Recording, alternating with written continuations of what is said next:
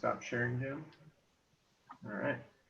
Welcome to the second ALN Thursday at 4. Thank you all for being here on this August 6th, 2020. I'm Nick Kanoki, the producer of ALN Thursday at 4, where every Thursday at 4 p.m. Eastern, we put a light on important and relevant asset leadership and asset management topics. One note before I introduce today's host, you may notice that your video and audio are muted by default in Zoom webinars. So if you'd like to say something, either write it in the chat or wait for the open Q&A at the end. And now, without further ado, it's my pleasure to introduce Jim Dieter and Ark Wingrove.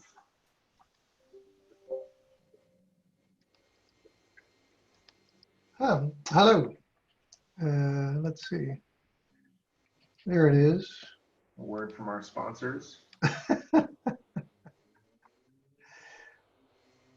I'm not sure if I got it up there right or not. I'm sorry. Yes, I'm Jim Dieter. Hello, everybody. Glad to have you with us today. These are our ALN member organizations. Next slide, Jim. You got to go to the next slide. Oh, well, then I'm not there. Sorry. We'll just work on that for the next time. Sounds good. Always. You can see our member organizations by going to our website. Yeah. We're still figuring out Zoom webinar, what actually shows up and what doesn't. So, but thank you everybody that's joining us today or that watch this going forward. I'm Jim Dieter, CEO of the Asset Leadership Network, and I'm in Northern Virginia, Vienna, Virginia today. I don't know if Nick mentioned, but he's in Lander, Wyoming. And I have and there's his background. There it is. Yeah. I have as my background today one of my favorite photographs I took in Ireland because in honor of Ark. So maybe this might be my favorite photograph printed out. I print big photographs. Anyhow, so we're really pleased to have with us today Ark Wingrove. Ark and I have known each other for some time, have been colleagues at the IAM and attended an IAM conference that Ark was the responsible for, was the lead. And we have worked together as consultants along the way. And we always had lots to talk about, so I thought he'd be a great guest. And Ark is, if you saw the most recent newsletter, the ALN newsletter, Ark is our newest senior fellow, and we're happy to have him, and it's a great opportunity. So without further ado, Ark, where are you today? So I'm split. I'm currently in Brighton in the UK, so it's 9 o'clock here, and I'm back in the UK. But my picture behind me, I'm fortunate enough to have a house in just north of Cape Town. So my picture is from near myself and my wife. My wife's from South Africa. So my picture's from that house, which I'm missing at the moment, locked down here in the UK. Nice. Nice.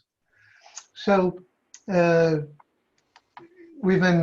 we start these chats, we've been sharing a little bit of personal information, which is often very different than our work information. But I think Ark's work and his personal information are about the same. Why don't you tell us about your blog?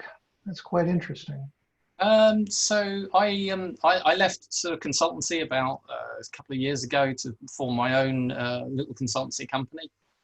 And one of the reasons I did that was I wanted to start a blog about asset management and a blog that asks questions. So it's called The Wandering Asset Manager, Wandering W-A-M, Wandering W-O. So I wish between the two of those.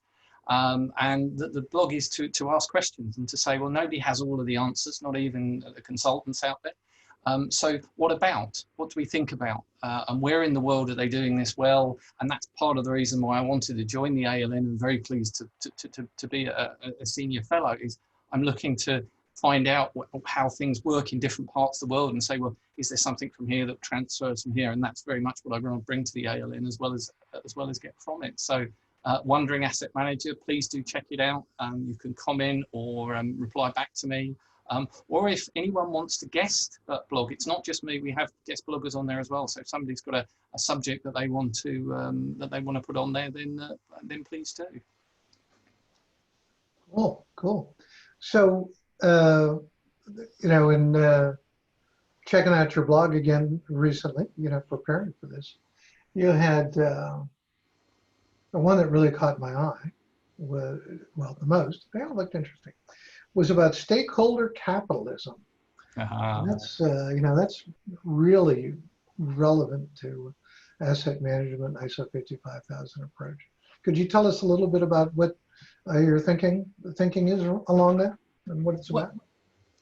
I'm thinking that stakeholder capitalism is something which is kind of it's been hidden behind lots of other things that have been going on in the world this year.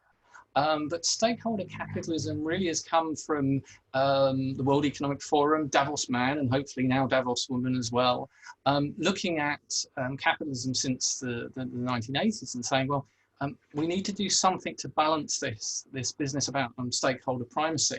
And the reason why I think this is key for asset management is a lot of asset owning organizations that are shareholder owned probably have this challenge of how to reconcile things like shareholder value and shareholder primacy with other things, intangibles such as the environment, sustainability, and all of these things.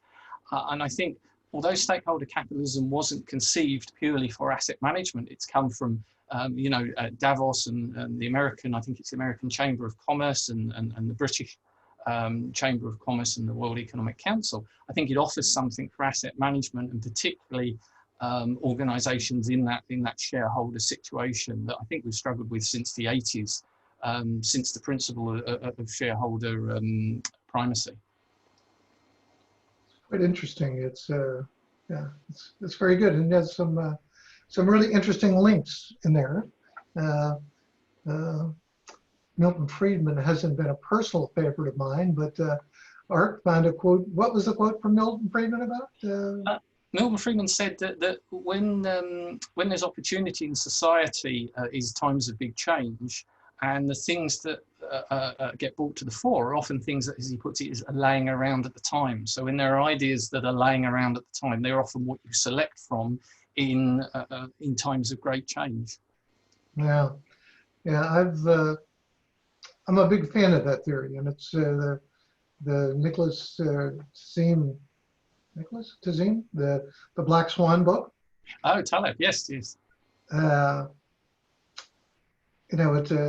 ties actually back to some of my college work on the central limit theorem. I did a paper on, but the idea of these really rare events, and that we can, as we're trying to do something like asset management, get people more cognizant of asset management and the possibility and just how big a deal it can be to organizations, that change can be so incremental and in such small steps until it isn't, until it's whoosh.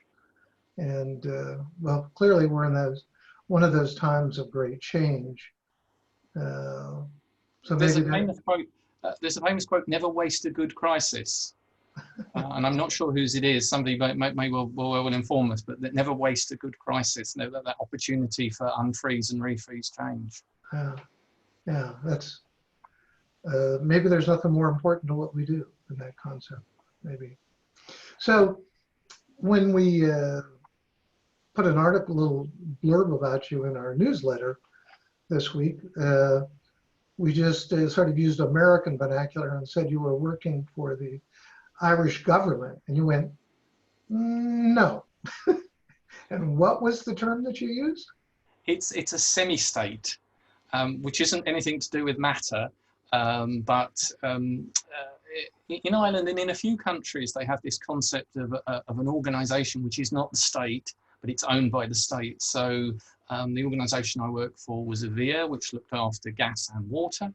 And that was a company, an organisation with profit and loss, but it was solely owned by the government. And that's actually, I think, a good solution to not having too much political interference, but equally giving some some guidance, and again, this links back to difference between stakeholder organisations and owned organisations. So the concept of semi-state, Indonesia has the same with their power and their critical infrastructure, and Malaysia as well.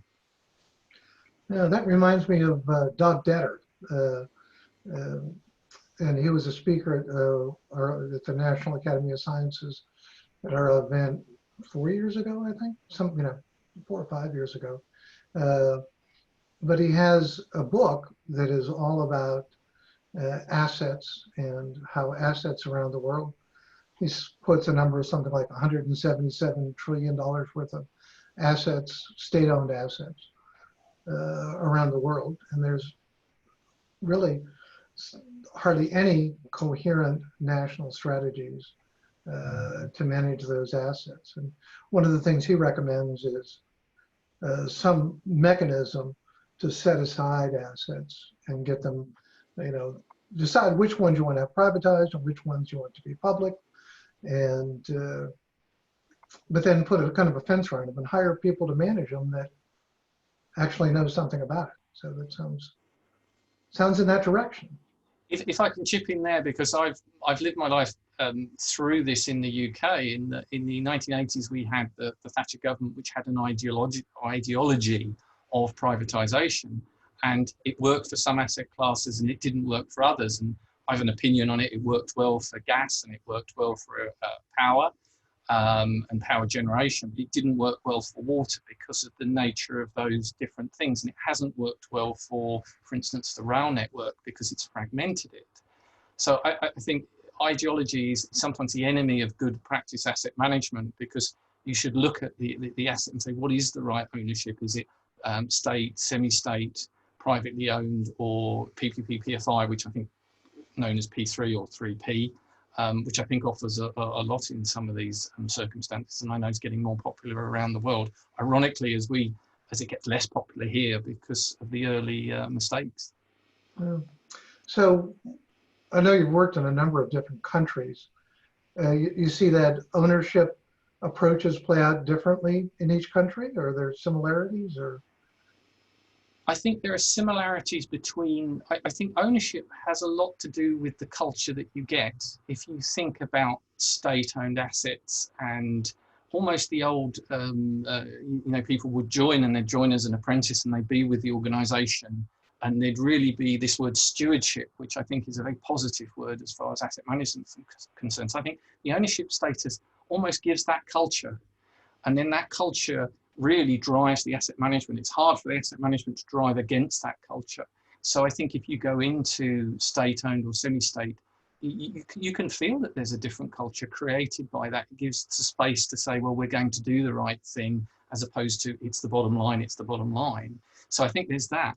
Also, the different culture of different countries then feeds into asset management very interestingly. So Southeast Asia, it's a lot about compliance. So they're very highly, when you go and audit there, it's very hard actually to pick things up that are non-compliant because they're very good at doing compliance. So I think there's two aspects in there. Yeah. One of the things that I think is, as soon as we get out of a fairly small circle of asset management people, I mean, other people we deal with, but we're trying to explain it to others. And to me, the breakthrough concept, the big concept of ISO 55000 is that asset is defined as something that provides value rather than something that you own or acquire in a particular way. And it's just such a huge difference. Do you see that playing differently in different countries and their understanding of asset and capital asset? Yes, I think the challenge everywhere is that difference between cost and profit and value. And I think, to be more specific, the challenge isn't saying, well, this is how we link health and well-being to value, but this is how we actually walk the talk when it comes down to making two decisions. When you come down to that decision where purely financially it's A, but if you look at that value, it's B, that's the point where the rubber hits the road. That's the point where the organization either means it or not. So I think I think that's the challenge, and I don't see anyone particularly good at that. I think the Australians have probably done a lot with their fair value accounting, but it's kind of reached a point where it hasn't got through into the boardroom yet. They've not made that break, and this is where stakeholder capitalism could come in as well.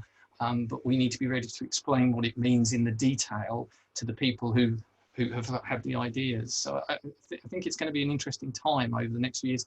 The other disappointments, ISO 5511, the government or the intended standard or guidance for policy for government in asset management, not really making it through to the end tape. And I know, Jim, you know more about the trials and tribulations of publishing ISOs than me. And it's quite a disappointment that didn't actually make its way through to the finish line. Yeah, there's a long story there. But I know there normally is. There's been a lot of good words written for that document, but nothing that so far that's gotten to the point where people could reach agreement on it. And I think, I think there's a part of it that's maybe we really don't understand what's different generically in a way that translates across cultures and countries and political systems. What's different between private industry and government? I'm not sure we understand that.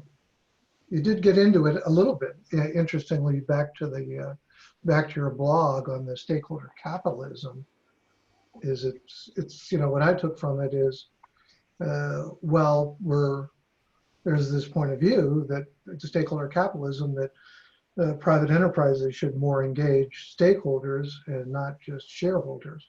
But that, and I think it's almost a verbatim quote, is the government should already be working like that. So how does that change things, and does that, going to a stakeholder capitalism, do you think that'll make less distinction between government and private in the way assets are considered and managed? I think it should, but the cynic in me says that with the stakeholder capitalism, that unless it is somehow mandated or signed up to, it'll actually provide a disincentive to do it, because the organizations that consider those intangibles might put themselves at a competitive disadvantage. So I think at the moment within it, my balance is feeling that it's a good idea. It might lead to another conversation, but it's not strong enough. It's not being pushed strongly enough or taken up strongly enough to flip it into that.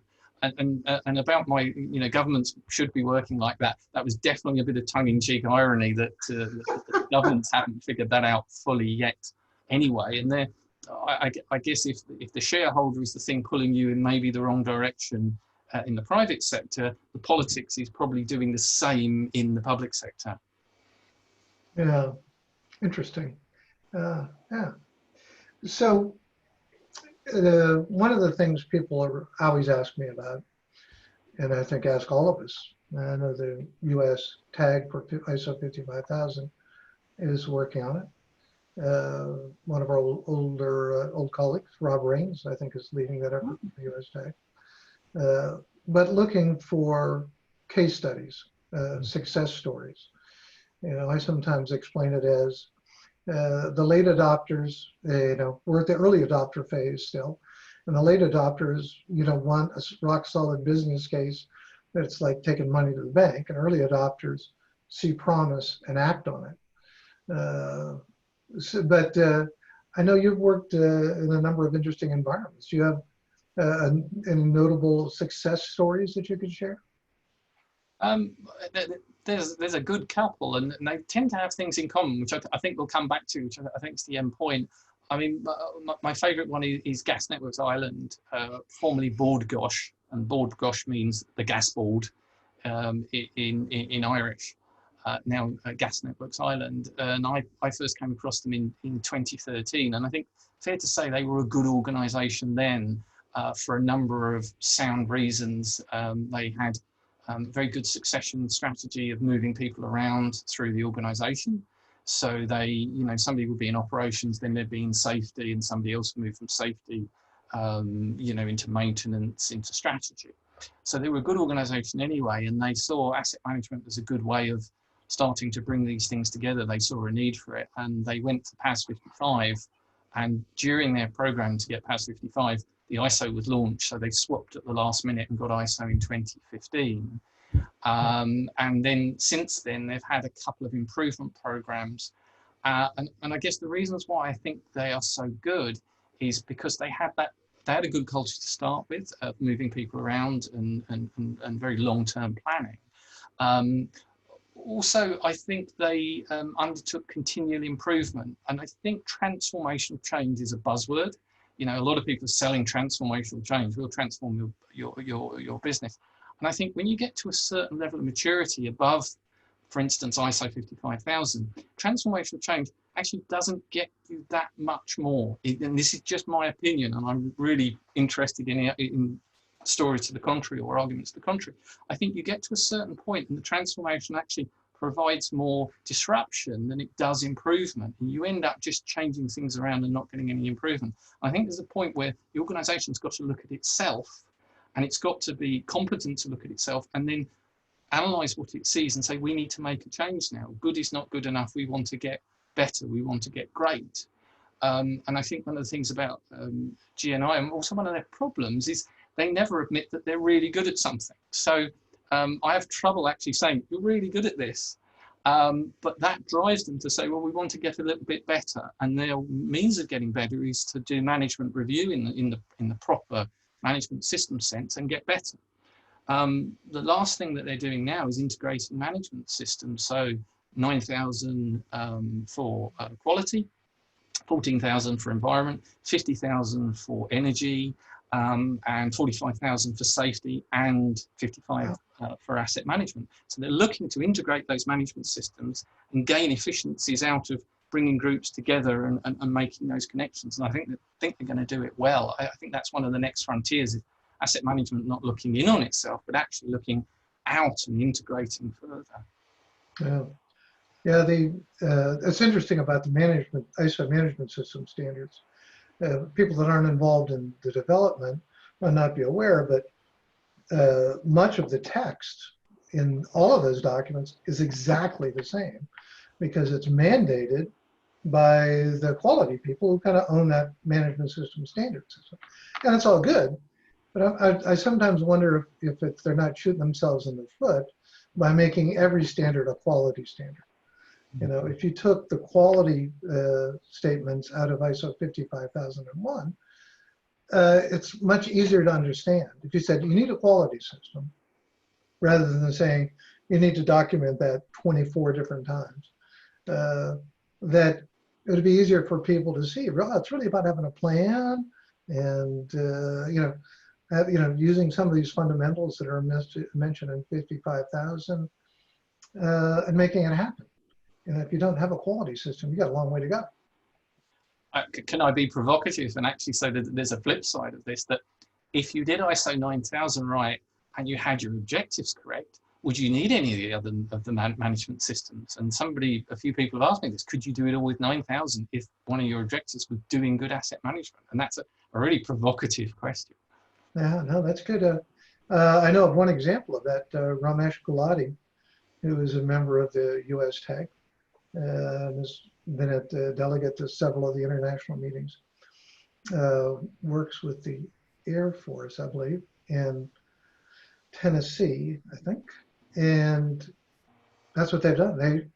When they started the development, his point of view was, well, we're already doing this, and we use 9001 to do it. And it brought a lot of insight to the question. Interesting. So, Ark, you're going to be a senior fellow. So, any ideas of what you'd like to bring to the table, or how can we help, or anything like that? So I think I can help with all the normal things, like I've helped write SAMPs and all of these things. But I think what I'd like to offer up mainly is do you want 3 or 4 different versions of how this has happened before somewhere else?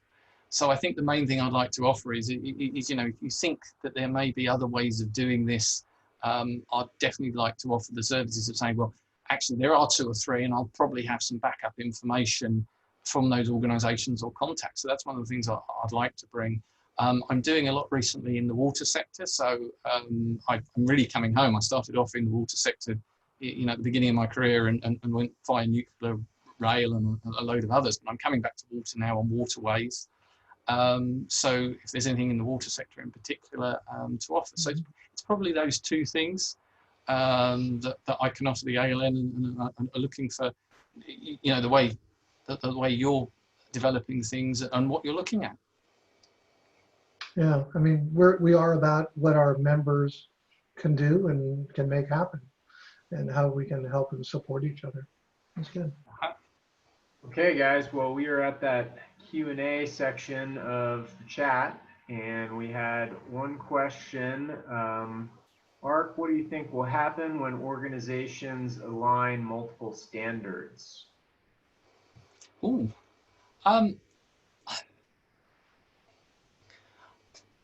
I'd like to say lots will happen, but it'll probably be just the people who are management system geeks. I have a saying that you can't sell management systems. You can try, but I've never managed it. You can sell the benefits of it. I think when they align, people will go, oh, isn't that brilliant? This plan is for safety and for asset management. Isn't this wonderful? Look, that happened. And people like us who've been working on it for years will kind of go, oh, goodness. But that's the best that we can hope for is we look at that and we go, that was a good day's work. Let's go have a drink and celebrate. So I think when they align, it won't be some big bang or something like that. I just think organizations will work better and people will go, oh yes, that aligns. I'm now in one meeting and there are two things covered and things are better. So I don't see it as a big bang, but I see there are a lot of benefit in it. But it will be very hard to prove that benefit, and almost you need to start off with, how are we going to show that we did a good job? Gotcha. Well, thank you so much, Ark, for being here, and thank you everyone for tuning in to continue the conversation. Please feel free to reach out to any of us personally or email webinar@assetleadership.net. And before I forget, since we didn't put this at the beginning, I'd like to share our slides. Oh, there it is. With of our members here at ALN. Great. And again, our production team. And yeah, thank you all for coming. You especially, Ark. Thank you very much. Until next time. Thanks.